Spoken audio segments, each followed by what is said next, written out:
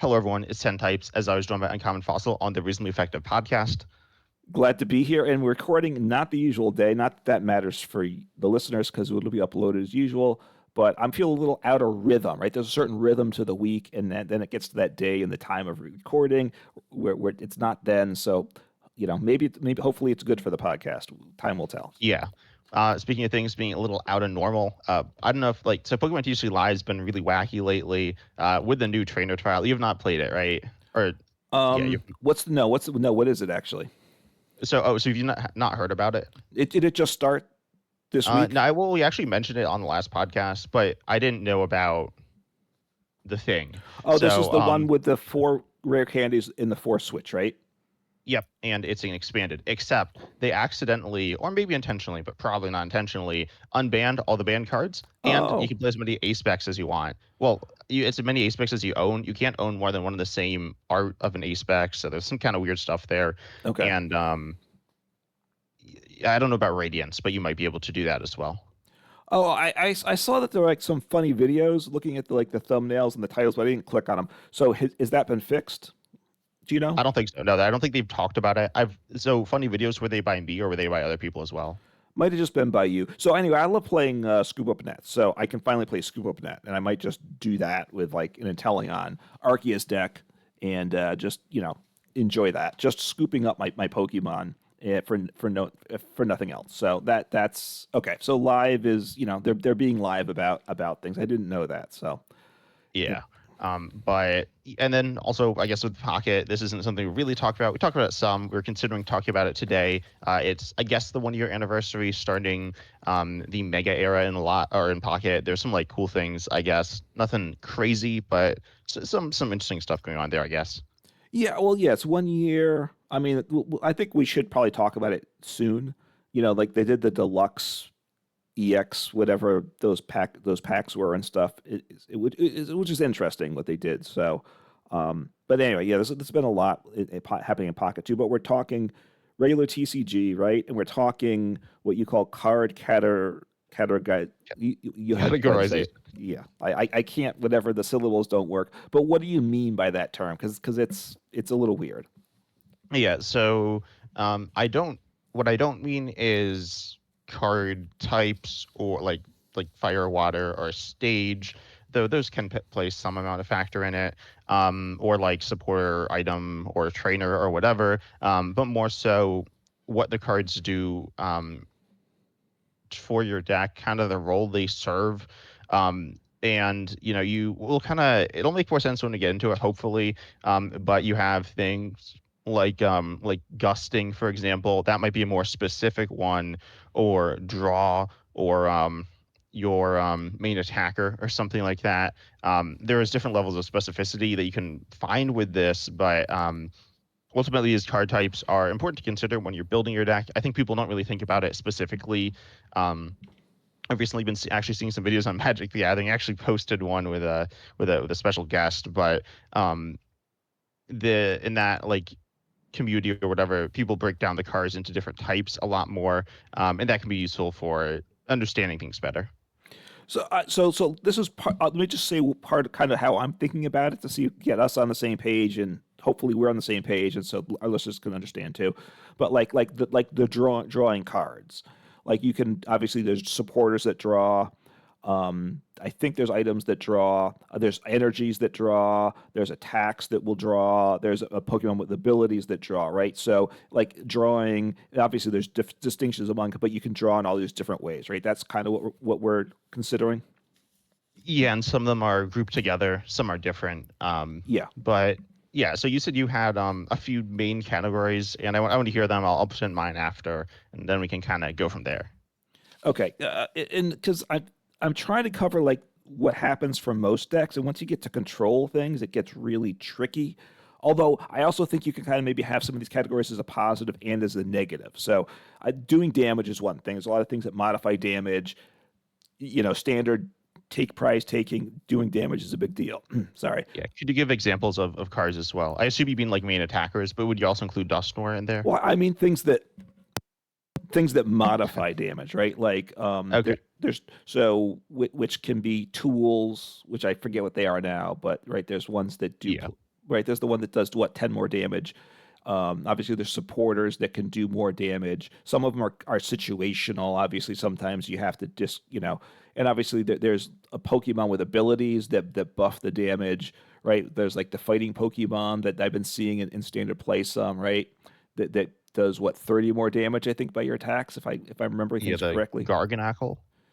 It might be. It might be. I've not been seeing that, but Well, I've if been you, playing it. I actually saw it once, I think. I also been playing more expanded, so I've been playing my Porygon Z deck and expanded. So, you see all sorts of weird stuff, including Porygon Z deck. So, Yeah, I was playing. Speaking of Porygon Z, this is a bit off topic. I was playing my Porygon Z Infinite Combo deck in the trainer trial and timed out, so that was unfortunate.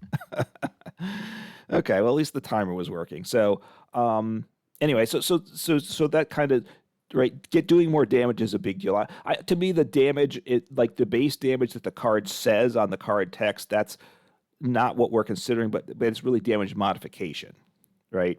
I mean, And I'd say like the main attacker. My goal is to categorize every card, so okay, like I'd say that like that's certainly a part of it, but that's kind of like the starting point, right? It's not something special necessarily. yeah, that's true. Like, because I was thinking like attaching your one energy per turn, I was going to ignore that. And there's things that accelerate energy like Crispin, which is obviously we have to, that's a big deal too. But maybe considering the things you normally do is part of it too. So you do damage. There's things that modify damage. There's also things that reduce damage. That'd be the negative side of it. That maybe I would put under the same category.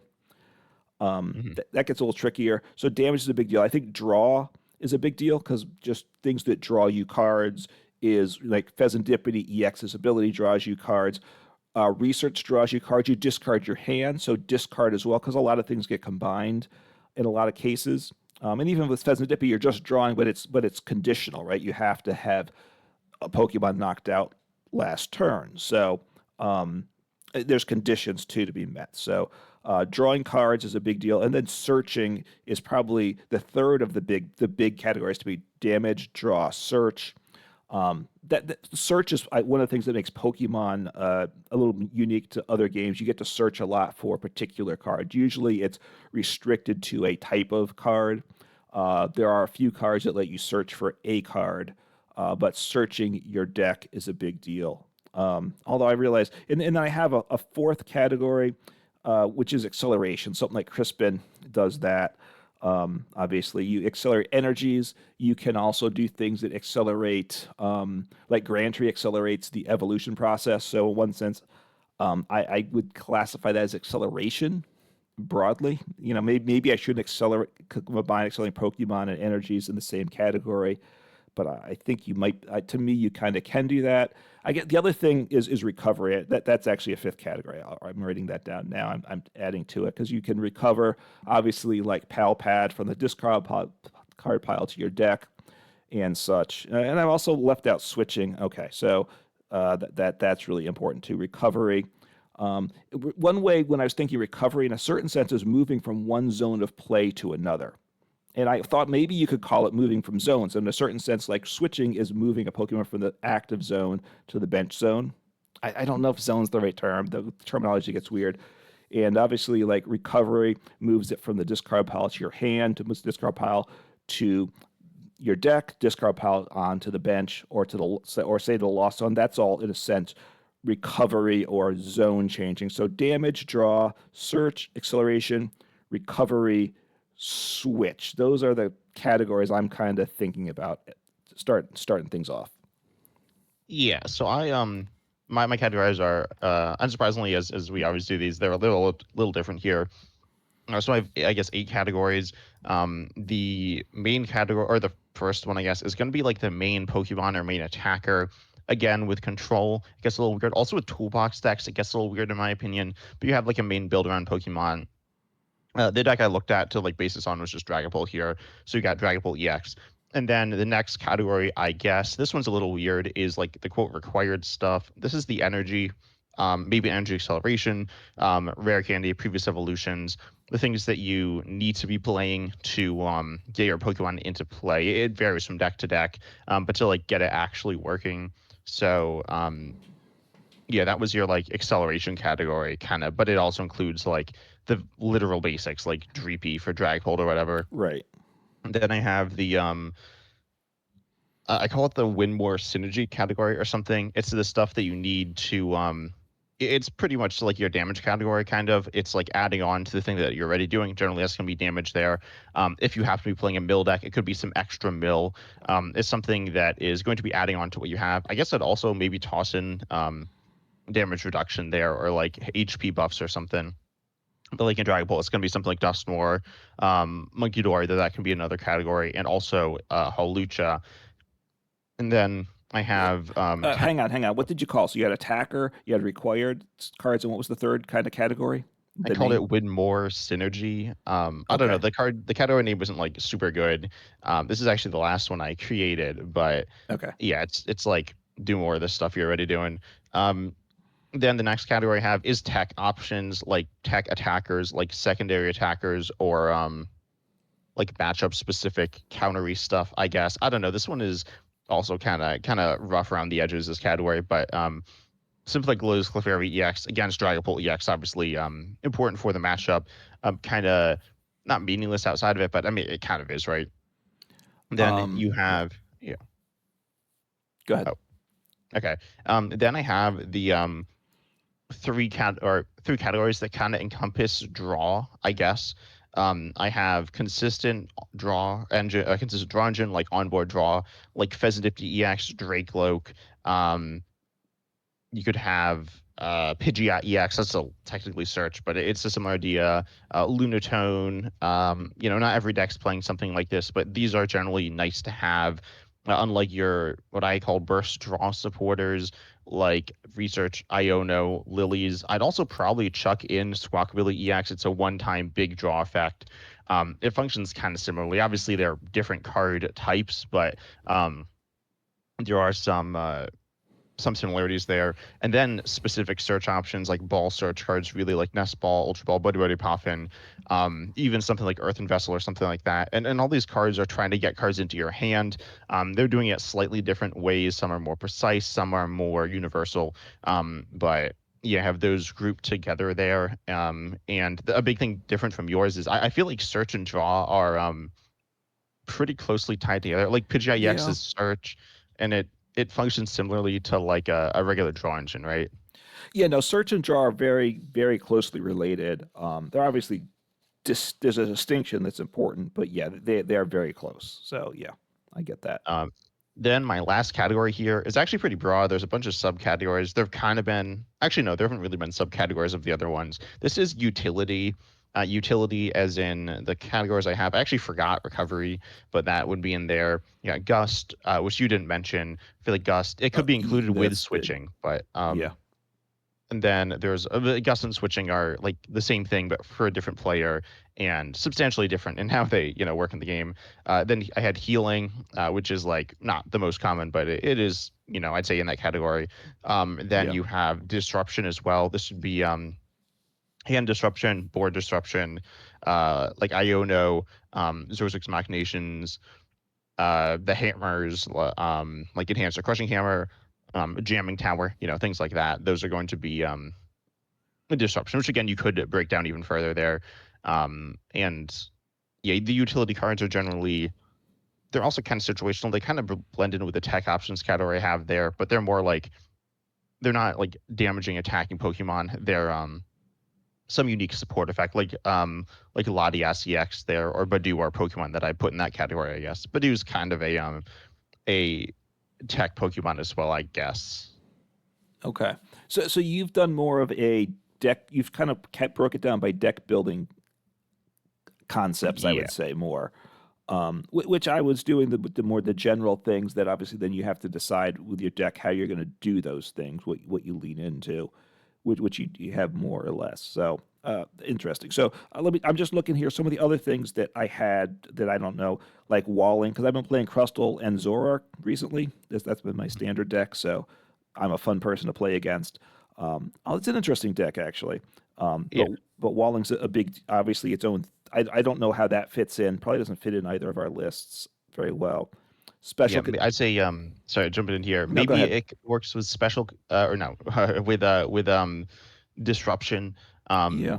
it's like not quite the same, but it's something kind of like that. Also, for like it is sometimes your main option or a tech option there. Obviously, it's like it's more specific than that though. Right. I mean, there are just decks that are just walling focused. Walling is distinct though that from just adding HP, right? It's rather Yeah. just tankiness. It's a distinction, I would say. Special conditions, obviously, things that implement special conditions are a thing too, which I don't know that they fit very well on what we have. Mhm. Things that knock a Pokemon out, right? Like Roaring Moon EX, Mill, right? Prize card manipulation, that's an important category, like a Hisuian Heavy Oh yeah. Ball that lets you get from the prize cards, but also things that let you obviously the one that's the coin flip that lets you take an extra prize card, or obviously like Dust Snore, which does damage, but it also manipulates your prize cards, in Yeah, area. I'd say with prize card manipulation, Yeah, like I'd say you have Hisuian Heavy Ball, which is something that you look at your prize cards, you get a basic, you find there. It's not in standard. You also have right. exchange ticket. That's like a little different. Hisuian Heavy Yeah. Ball is almost like search, but no, not exactly. It's search, kind of like Night Stretcher search, where it gets like a card, but it's a little sketchy. Obviously used for something else, but they're almost recovery cards as well. Like they're not the Yeah. same, but they're getting it from a place that you normally couldn't get it from. On the other hand, something that's just like taking extra prizes, I'd say is like more so just supporting your game plan, which is like important, and it does interact with the prize cards and can be useful if something's stuck there.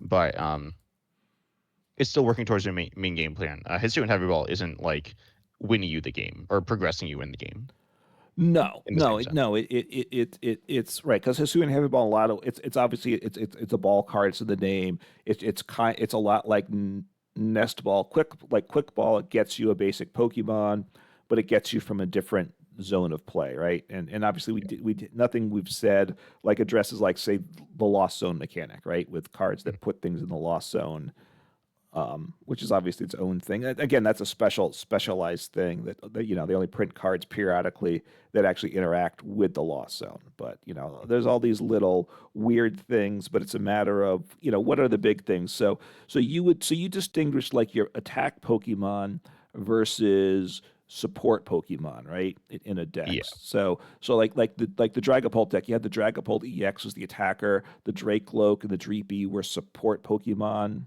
so to speak. Um, yeah. I mean, so I had it in a few categories. I had the main Pokemon, which I'd say every deck in the game has one main build around card. It could be like obviously multiple copies, probably, but pretty much when you look on Limitless, it's the card that the deck's named after. That's not always true. I'd say it's like, say, more. I don't even know what I'd say the main Pokemon would be from like an Absol box or main card.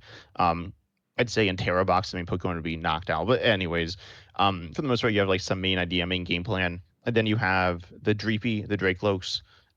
Ignoring the fact that Dracloak draws, those are going to be like you literally need to play them essentially. Versus Pokemon that are going to be like adding extra damage like Dusknoir or that are providing utility like Latias or Fezidipti being that like draw, which is very fundamental. Yeah, now I would argue that every deck doesn't have a main card. Like I think my Crustal Zoroark deck, depending on the matchup, it's got the Zoroark, it's got some other ends, it's got the ends Reshiram. So you can go with the red ends attack. Probably Crustal's the main, but there are some decks that are more built for different ways too. So Yeah, that's fair. but yeah, I mean, because well, like a Limitless, that there's normally two cards, right, that they name after the decks. A lot of times, the one's clearly a support one. Um, Obviously, like the Gardevoir deck, I guess it's a Gardevoir, although you don't usually attack with Gardevoir, so I don't, that gets its own weirdness for the classification of a deck like that, right? Usually, you'd name it after the attacking Pokemon. Yeah, I'd say some decks like I mentioned with like Terra Box, and I also say that for Gardevoir or like any control deck.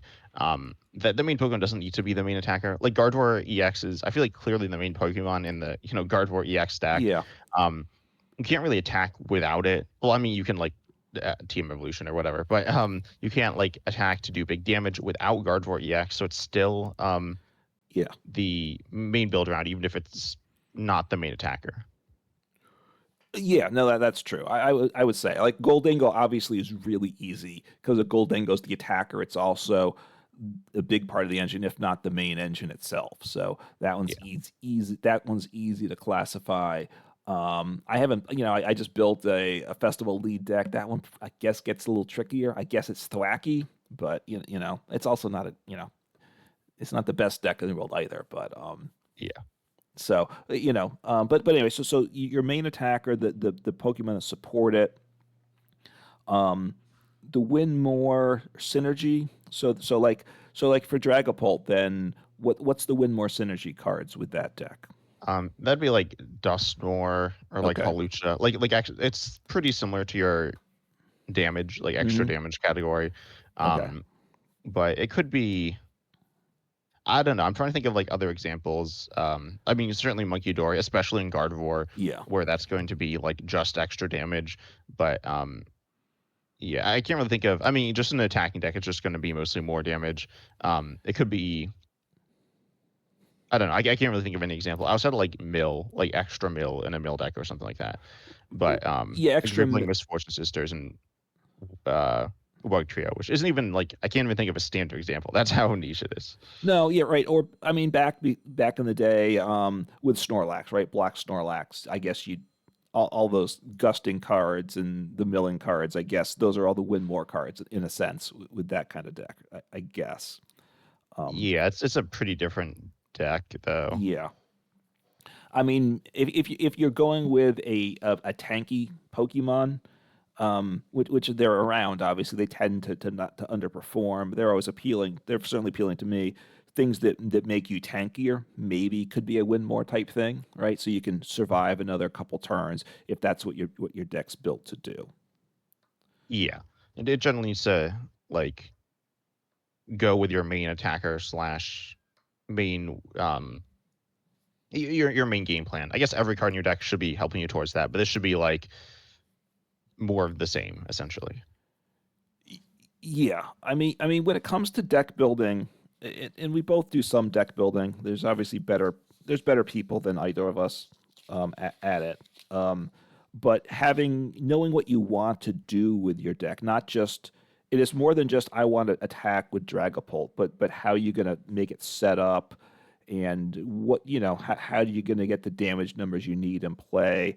Having that concept for the deck is the first step. And I think it took me a little bit to learn that, right? I was just like, oh, I want to use Dragapult. So there's some Dragapults and what cards seem to go with Dragapult, but having a concept that you could kind of describe your deck in like a couple sentences, having that is kind of the foundation, which leads to, a lot of the key categories that you need cards for the deck for.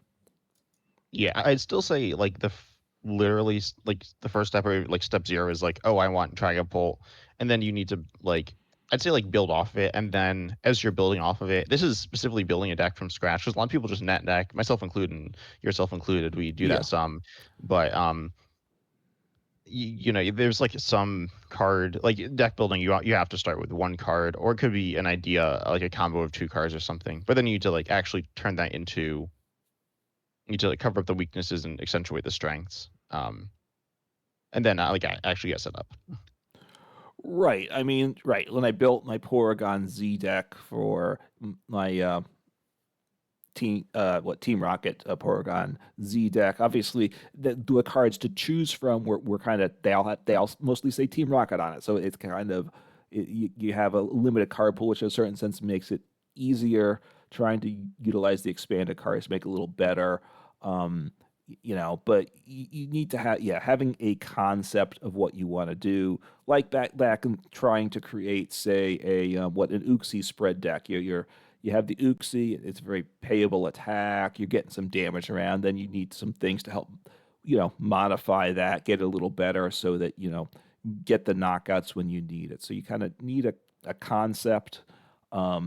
With probably like when I built Uxie decks, I was like, okay, maybe I was looking through the cards saying, "Oopsie, I like that. Let me do that." When I go through like sets of cards, I usually will tag like three or four cards that are right down that I want to build decks on. But sometimes it's like, oh, I really want to build a spread deck, and then I think through what are good options for spread, and I'll go to Uxie. So sometimes I have concept before the card. I think that could work either way. But yeah, you have to have an idea and a card or a card, which and then understand the idea of the card. You just can't try to build do.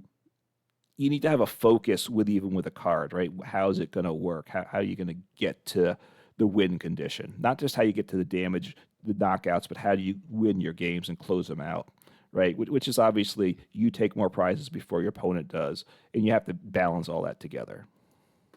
Yeah, and I'd say like there are also cards that in different decks do different things. Like for example, I guess that in my opinion, the two most obvious examples would be Boss's Orders and Iono. Iono, Hmm. you draw and you also disrupt, and it can be doing one more than the other, and it's not like doing each amazingly all the time. So I feel like some decks are going to use it more for draw. A lot of decks use it for draw. But for example, I was making a Goldengo deck, and a pretty straightforward one with Energy Search Pro before Mega Evolution, and I was like fine tuning it. I was like, Iono would be super good for disruption, but it's not very good for draw in this particular deck. Obviously, some decks, going to use it the other way. And Yeah, then Boss's Orders, specifically speaking, like about control, we've talked about it a lot, probably more than it gets played, but um, yeah. Boss's Orders is mainly used for, well, obviously it's used for gusting, but it's used for targeting down certain Pokemon to either one, get the knockout to get enough prizes to win, or two, to slow down your opponent, removing some of their threatening Pokemon or Pokemon they need just to like kind of do stuff. But then in a control-based deck, it's going to be used as a way to get a certain Pokemon trapped in the active, um, or something along the lines of that.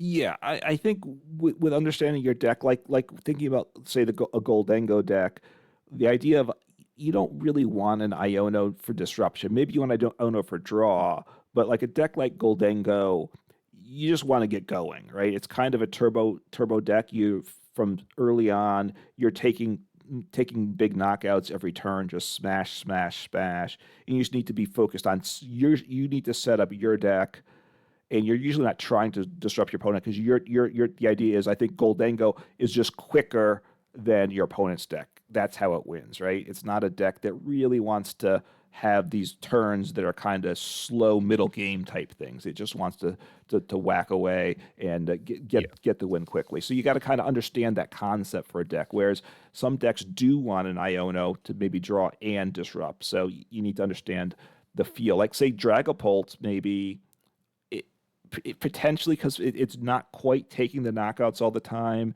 May and it's tanky, so maybe that maybe with there you can slow things down a little bit at times and get value from a disruption card as well. Yeah, but I'd say like with Iono, like when I was thinking about it in Golding, I was thinking about it more as a disruption card, not because that's what the deck wants to be doing, but because you're not always going to be up in your game. So ultimately, you're going to need some cards that are kind of like counterbalance cards, I guess I'd almost say, where they're like, your deck has some weakness. Obviously, you want to be leaning into its strengths, but you have sometimes when things just aren't going your way, and so you want a card that's just going to be able to get you back into the game, even when that's not your main strategy. Obviously, if you commit too much to that, you're never going to be in those advantageous situations, and it's always better to be in the advantageous situation than not.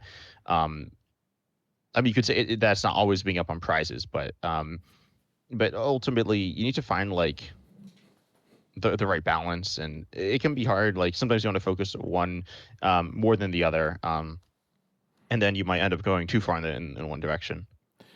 Yeah, I mean, for me, I forget where I heard it from initially, but I think somebody presented kind of a multi-step thing to deck building, and one of it was you want the initial thing you want to work on is getting the deck to work to do what you want it to do, right? Getting a deck to be Yeah. consistent and set up, and I think that's still the biggest thing. And yes, you can start to tech things out a little bit and stuff, but you can't afford to back off the consistency too much. So you're always going to have some games that just don't set up, and you will use cards we've all been in games where Boss's Orders you want it's mainly there to take the get the knockouts you want, but there's always some turns that you just bossing up something up and hoping their opponent's stuck for a couple turns because you can't do anything. But don't put a Boss's Order in for that reason. So like I wouldn't put an Iono in if there's better draw supporters or search supporters to help me set up, right? Usually, if you want the deck to do its thing, and that gets you the wins more often than not. So, most decks, the disruption is kind of secondary. It's kind of that in case of emergency break glass things, but you usually don't want to give up that deck space to make the deck work a little worse. That's kind of my thought on that. Yeah. I'd say in terms of deck building, you tend to like decks that are more streamlined. I do like things with maybe more branching options. I'd say one thing that can be nice is going to be a card. I mean, we are talking about Iono, and it is a draw supporter in every deck, and it is disruption in every deck to some sense. It might be again a lot better at one than the other. Specifically, draw. It's probably not going to be um a bad draw supporter. Yeah, Unless you're like some hyper turbo deck. But ultimately, it's a card that like you can put in your deck, and even if it's like a little worse draw than say Lily's Determination, it is gonna add that disruption. So if you're looking for like a more well-rounded deck, it could be good for that. But again, you might not like get to where you want to be. It's not what everything needs, but it can lead to more um I'd say balanced games. But then those could be a lot of yeah. close games that you're not winning either, which could be bad. Well, also depending what those cards are in format, what your alternate cards are, because before Lily's Determination came out, Iona was a bigger card to me in decks. Yeah. Right, for because it was early game, it was the best draw for just getting raw number of cards. Second Yeah. to research, but Mhm. research is discarding your hand, and there's a lot of decks that don't want to do that. So playing for like 3 or 4 research in a lot of decks doesn't feel good. You could stick, you would play 3 or 4 Ionos in deck now.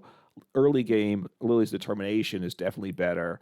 And maybe just playing a bunch of Lily's Determination and dropping the Iono might be better. Because obviously late game, yes, it disrupts your opponent, but also, if you put yourself to like a 1 card hand in hoping, the odds are you're not going to get the piece you need either. Yeah. Yeah, Lily's is like super good. It is. It's yeah, one of the best supporters around, and it just gets you going so well. So yeah, I mean it changes the deck building thoughts a lot for things. So and Arvin's a huge card too. Arvin and the technical machines. I'm just looking through some deck lists, right? That combination of being able to set up, being able to go second in these decks, to evolution decks and such, and and that being the way to set yourself up, is it's nice. It's nice that we have that in the game, right? There's times that once we lose Arvin, that's going to change deck building, and even whether you go first or second with a lot of these decks, I think when that goes away, just that whole deck building card design aspect. What are your options at a certain time changes things a lot. Yeah. Also, Arvin's kind of interesting as a supporter. Generally, what I've like said in the past, because I think was Arvin played that much when it first came out. I don't remember, to be honest. It might have been. I don't remember, but um. Like Arvin's obviously like a very good supporter right now. It's been for a Yeah. while. But before that, most of the good supporters were draw supporters. I mean, it's still true, but Arvin's a very good supporter that's search. I'd say it still functions more within the role of those draw supporters than it is in your other search cards. It's still like a supporter that's getting you search cards. Like it's you kind of want to research into like Buddy Buddy Poffin, but you also could like Arvin into Buddy Buddy Poffin.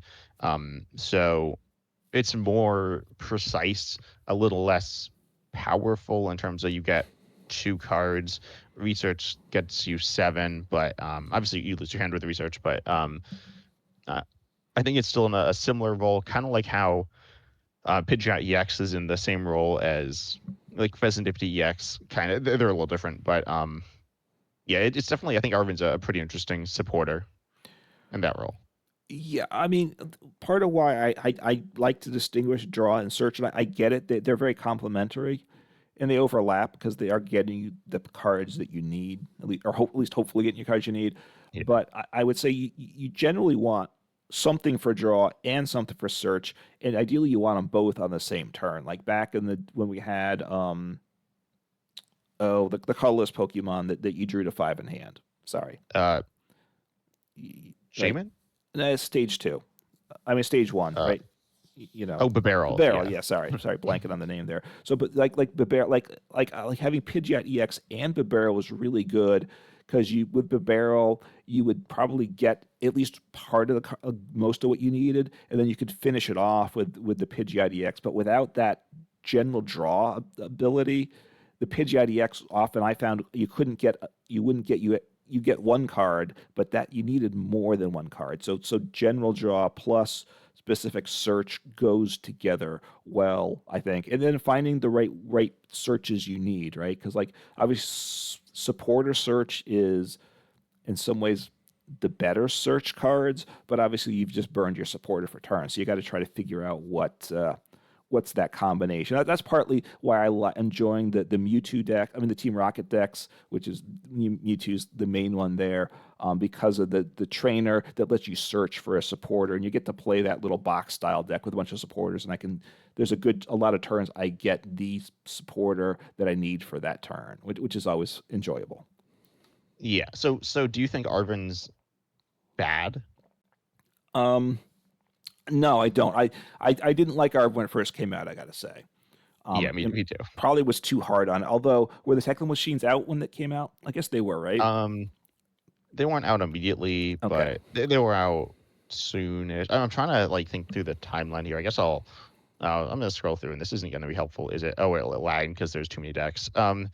But yeah, most people were playing it when at least Charizard was around, which I think the technical machines like came out right after that. Yeah, so for the most part, it was around with the technical machines. People are using it in different ways. People are using it a lot with Force Seal Stone. I kind of said Oh yeah. this is still kind of true. I feel like Arven, you want Arven in a deck with useful, like a lot of value from tools. Ideally with a bunch of tools. I mean, to me, it feels underwhelming to use Arven and not get a tool or not get any value from the tool because then you're like wasting part of the card. Getting an item still very good, but people were playing it with literally one tool sometimes, which felt disappointing to Y- me. But yeah, Yeah. that's not true anymore. No, I think all right, Arvin, you if you have like say like three different tools and then that all have value in different situations, then Arvin's really good, right? As long as you have that. And we have good items in the game too, which isn't always the case, right? There's very good Pokemon search items. We have energy search item. So with those cards, then Arvin, you can get it lets you get the pieces you need, right? There have been times that Pokemon Search hasn't been very good options for items, and obviously then Arvin would like be a lot worse in that case, even if you had great tools, or if we didn't have like Earthen Vessel, which is really good for getting your energy. All of a sudden, those times you to use your technical machine, you need to attach the energy, right? So you need that ability to get the energy. So you need a few cards in format at the time. The good tools are the biggest thing. Now Arvin's going to rotate with the technical machines, so we won't have that question of is Arvin any good without them. So that they're going to all go away together. Yeah, but I think some of the technical machines are. I think TM Oh, is one fluorite. sticking around? Yeah, technical machine fluorite's surviving, but it's like completely terrible, so it doesn't matter. Yeah. And then also technical machine I think is also surviving. Yep, it sure is. So you can use technical machine to search out technical machine fluorite, and then I don't know, like quit or something. But um, yeah, that's still there. Yeah, they do some weird stuff. Like that's right. I forgot that. And that we still what do we have? We have the tool that does more damage to um, These. V Pokemon, Yeah. right? Because they reprinted that with the new regulation marks. So which obviously does is of no value at all. But they just whatever they do some odd things. So I don't know why they split out the fluorite, in it particularly giving it as different regulation mark is odd. So, but it is what it is. So Yeah. Oh, but speaking of the like, because I agree with you that you want draw and then you want search, and again, I feel like generally draw is going to be coming from supporters. It could come from draw engines as well. I say in standard that doesn't really exist to the same extent there. You mentioned Enzoric, yes, that's like kind of right. like that, but I had a decade. I actually haven't messed with this too much, but I was like, yeah, I want to do this. I want to kind of get the value from Arvin of getting tools. So I was like, that's kind of cool. um, and a deck with a bunch of different tools specifically. I didn't just want to get tools for no reason. And then I still wanted to like play a draw supporter, especially with lilies. And like with lilies and research, you can have 8 supporters that are drawing at least 7 cards. Um, but I still wanted to get the tools, so I put in a bunch of copies of what's this damn Town Store? There we go. I know I was Okay. blanking on it, Yep. The but state. Yep. to have like a really interesting gameplay like game plan really different there. I haven't played it too much, but it's been pretty interesting. Obviously very different. I haven't really seen anyone do something quite like that. Just really leaning. I think I put 4 copies of Town Store in it to replace the 4 copies of Arvin. Obviously not the same card there. And then I put like other draw supporters, but and I just had the idea as like as pretty cool, and just like thinking about the general concepts of the function of the cards in your deck, and you can find cards that do something similar, in a way that you might not think of normally. Yeah, I mean that's part of where things get interesting, right? Trying to do other things, and of course, I called up Rotom while you're talking about tools because if you're going to play a lot of tools, right, you want to play Rotom, right? Um, Huh. Oh, I pulled up the no, that's not Rotom. so and I haven't paid attention. We have the Mo Rotom, the Heat Rotom, the Wash Rotom, and just the basic Rotom there. So I mean, Yeah, there you go. But you need 2 energies, and we don't really, we got to play Crispin to yeah, get the energy in play. So that's not to do yeah. not very good stuff. So Or you could use some of the tools like Power Glass or EXP Share, but there's also yeah. the new Rotom EX coming out in the next set, which lets you attach 2 tools to all your Rotoms. So that's kind of fun. Oh, it's for all the now. Does that count for the Rotom, the like the Mo Yeah. I Rotom and think the it's Heat? everything with Rotom in its name. Okay, so because then because with the Rotom you have lightning, water, fire, grass, so that's nice for hitting for weakness. So kind of a fun. You just need the one the Rotom EX to double up the tools on everything, so you can get hopefully enough. It's what 30 per tool, so that's not bad. Of course, you have a deck that's got like 30 tools, and it's you're not going to ever set up. So, but that's okay. Yeah. But there's a lot of like weird synergies, and also when Yeah, you're thinking about these weird synergies, you can be like, um, you kind of have an idea of like some starting point, and it kind of hops along if you're deck building. Like I had an idea that I'll talk about this deck I made. It's not super good, I'm not gonna lie, but I think it's like gotten better. I've covered it on my channel actually twice.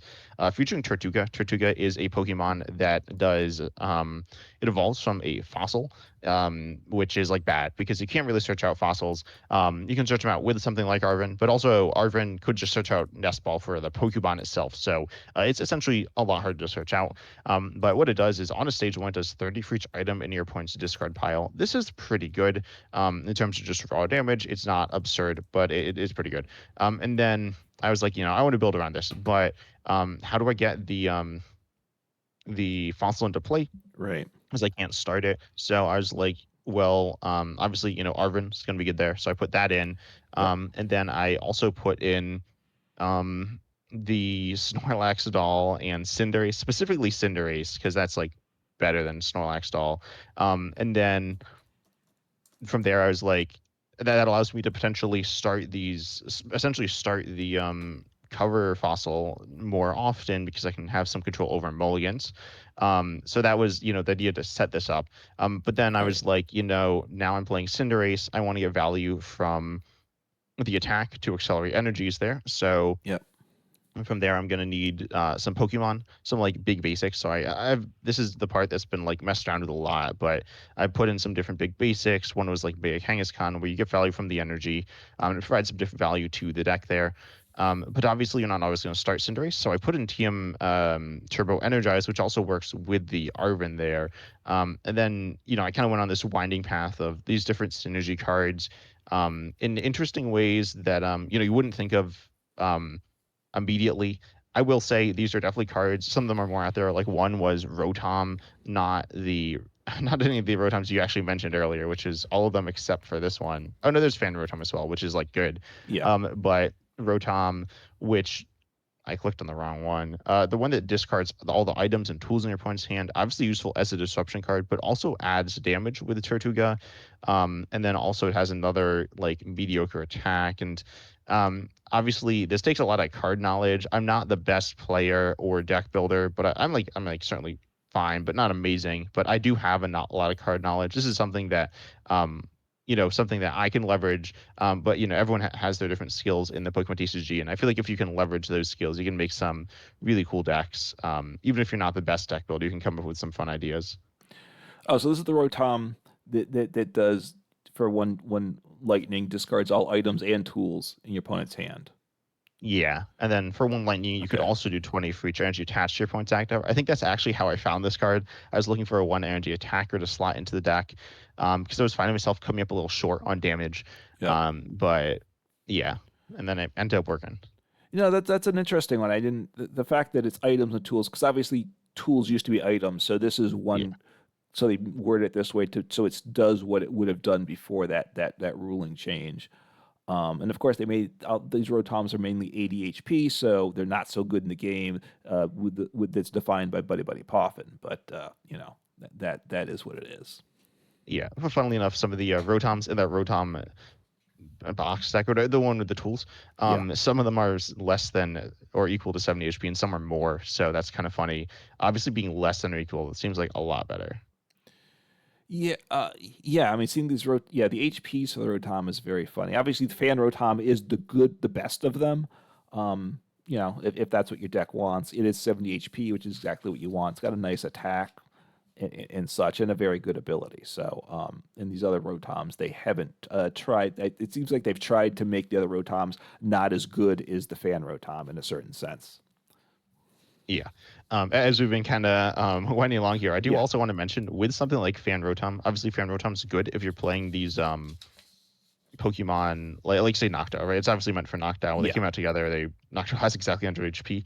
So if you're playing yes. Noctowl, Fan Rotom's good, but you might want some more value as well. So then you could, Fan Rotom's played in a deck like it's played in different decks playing Knockdown, then people tend to toss in Ditto because Ditto is also going to be searchable, giving more value to your Fan Rotom. So that's like a more clear example of the idea I was going for, where you're kind of looking at your main idea for these types of decks might be knocked out, or it might be some other attacker like Raging Bolt or like Will's from Ogre. But then you stumble upon knocked out. From there, you stumble upon Fan Rotom. From there, you could stumble into Ditto.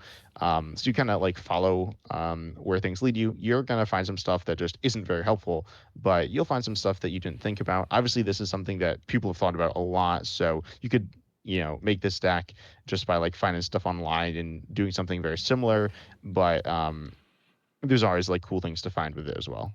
Right, like you want to build a deck with Noctowl, and then you need it that you need a Terra Pokemon. So then you start to look at those, and you probably would I would say you probably want to get a basic Terra Pokemon to make that playable, and you can look at the other the cards that people don't play as much, to try to get ideas for things. So that's kind of you pick a card like Noctowl. It might not be a Noctowl deck at the end of the day, right?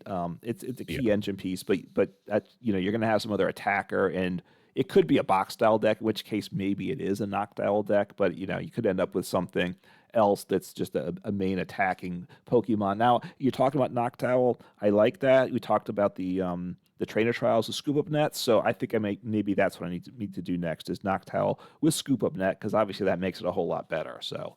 And I can do that, I guess, in the trainer trials right now. Yeah, unless it's been changed. But yeah, again, I have no idea what's happening with that. It seems super weird. But yeah.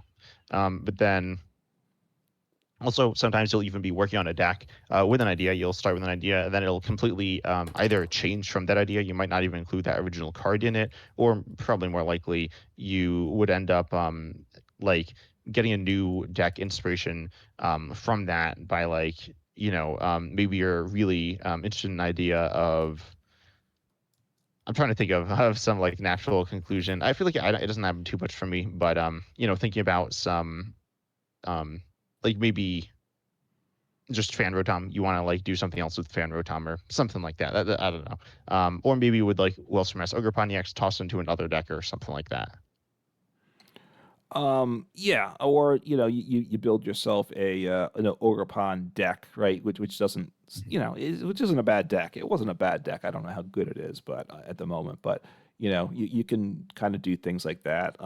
Yeah, I'm kind of looking through like I've I have enjoyed the Team Rockets.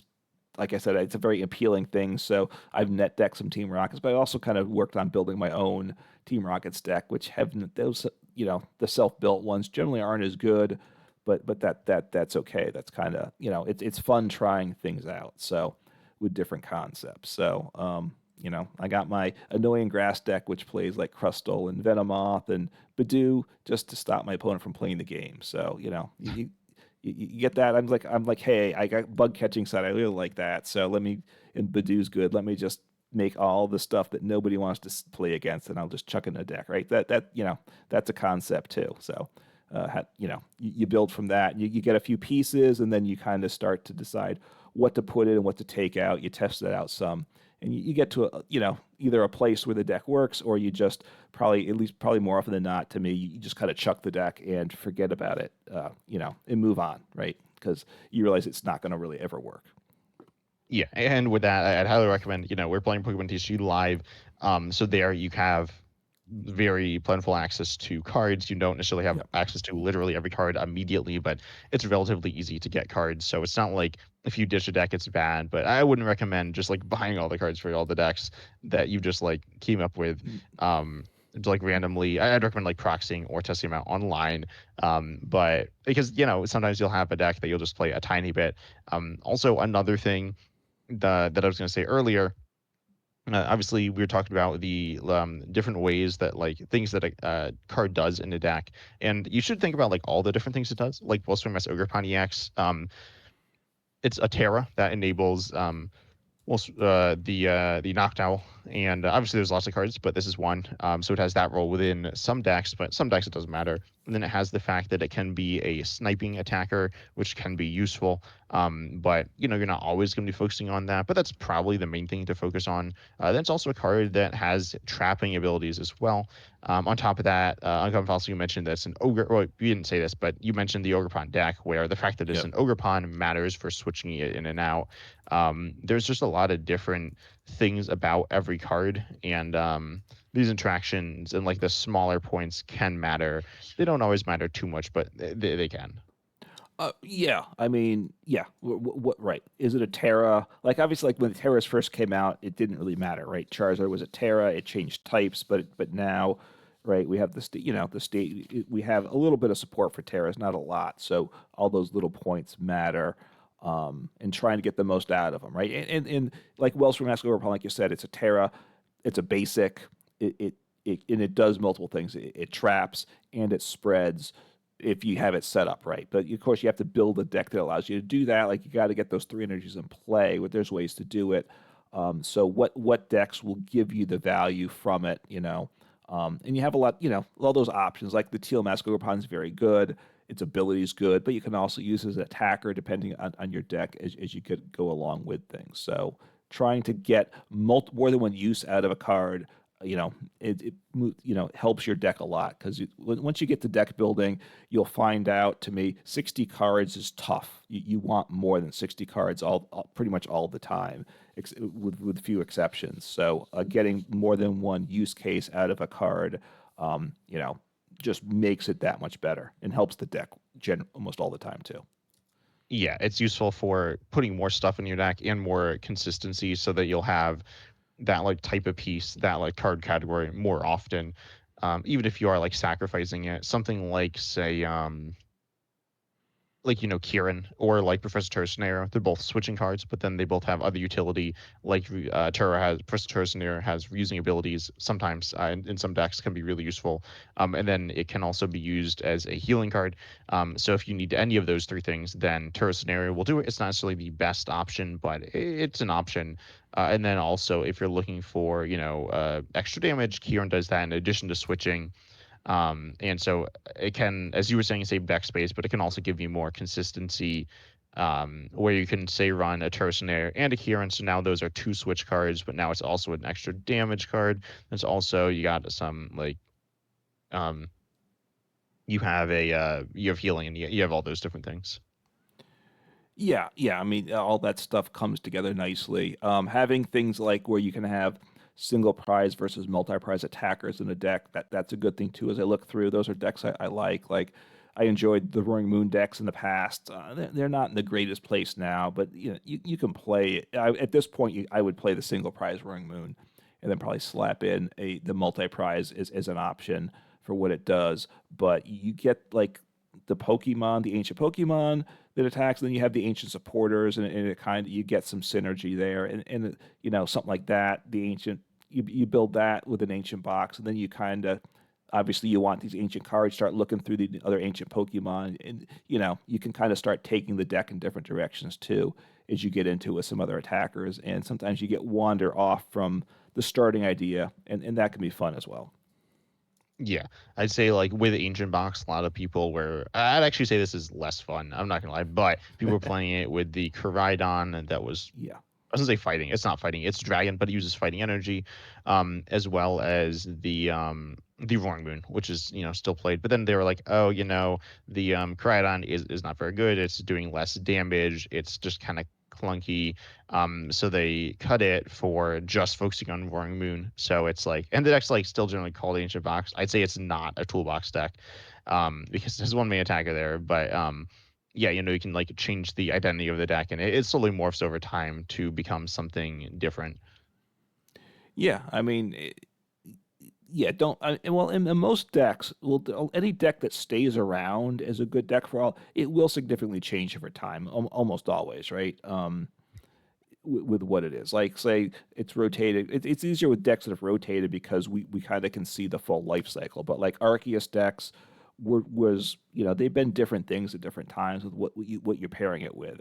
It was Arceus with some other V Maxes, then the V Stars, and it. You see a life cycle. Actually, well, Gardevoir is a good example now. That one's probably the best example that we have now because it was doing the damage. It wanted to get the energies attached originally, didn't like the damage on it. But now you don't really care about the energies. All you really want is the damage counters that it gets. So it's just completely changed what Gardevoir EX does over time. And that's just part of the way things work. It's also part of what makes things fun too, as the game moves, adapts what cards you have in format and what other people are doing. Yeah. And again, that's another example where the card does different things. It accelerates Yeah, energy. I'd say now that's more used almost as a pivot option. Previously, it was like the main thing.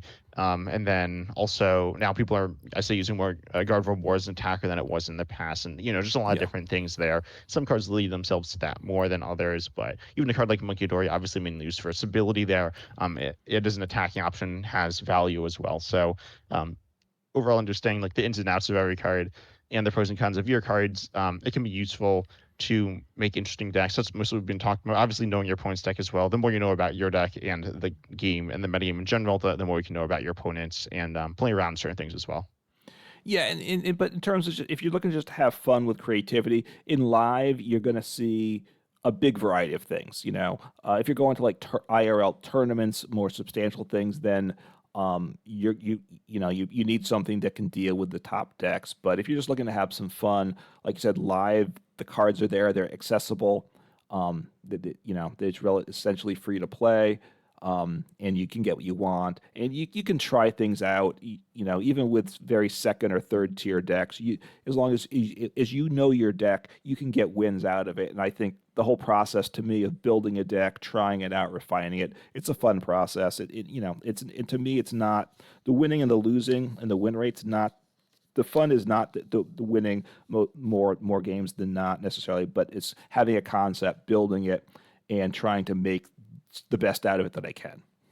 Yeah, and actually pulling it off. Like you said this Yeah. earlier on a lot, that like setting up is, if you don't set up at all, you're not going to have fun whether you win or you lose. Yeah, that's definitely true. And when I really try to build decks, it's less than 50% of the time. It's probably like 25% of the time that a deck becomes even kind of viable. If I'm just really trying ideas, like wouldn't this be good? Yeah. Would this be good? That's kind of where I find things to be, and that's okay. You just need some time. You need the time to put into it so you can don't mind just putting it an hour or so in and then just chucking it and saying, well, that was interesting, but let me move on to the next thing. Yeah, and if you want it to be good, you need a lot of tweaking. and sometimes small changes, sometimes really big changes. But yeah, do you have any final words of advice here? No, look, it's deck building. Try it out, get into it. If you haven't done it, just modify decks that you know. But don't be afraid to try things out and work on consistency first. And that's the biggest thing. And then you can go from there. If you can't make your deck do what it wants to do, it's not worth trying to worry about the matchups if you can't set up often enough. Yeah, but we hope you enjoyed the podcast episode today. Obviously, we started more about cards in general, then focused more in on deck building. Yep. But we hope you enjoyed and got something out of it. But make sure you, if you're watching us on YouTube, like the video and subscribe to us at 10 Types and Uncommon Fossil on YouTube. But if you want to listen to us on other podcasting platforms, you can listen to us there. But if you do have comments, make sure you leave those on YouTube because unfortunately we can't see them on other podcasting platforms. But we hope you enjoyed, and as always, we're excited to see you in the next episode. Take care.